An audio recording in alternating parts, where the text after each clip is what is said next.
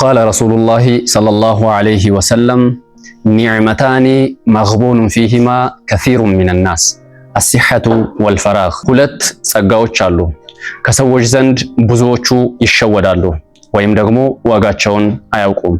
እነርሱም ጤናና ነፃ ጊዜ ናቸው ይሉናል ውዱ ነቢያችን ሰለላሁ ዐለይሂ ወሰለም። አንድ ሙስሊም ጊዜውን የሚጠቀምበት መንገድ አኺራውን ይወስነዋል። እያንዳንዷ ደቂቃችን በዋጋ የምትተመን የህይወት ካፒታላችን ናት። እስኪ ራሳችንን ቆም ብለን እንጠይቅ። በመዝናኛና በሌሎች ጉዳዮች የምናሳልፋቸው ሰዓቶች ከዒባዳችን እያዘናጋን ነው ወይስ አይደለም? መዝናናት በኢስላም የተከለከለ አይደለም።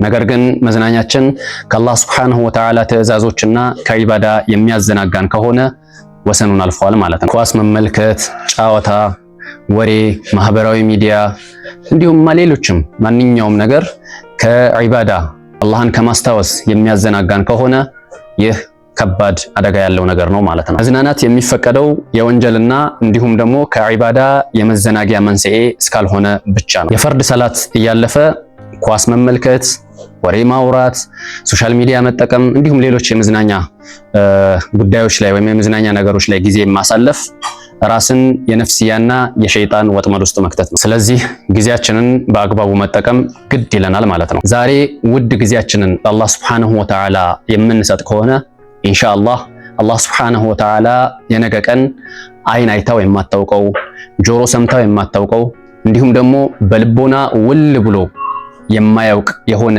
ኒዕማ ያለባት የሆነችውን ጀነቱን ይሰጠናልና ውድ ጊዜያችንን አላህ ሱብሓነሁ ወተዓላ እንስጥ ለማለት ያህል ነው። ወሰላሙ አለይኩም ወራህመቱላሂ ወበረካቱ።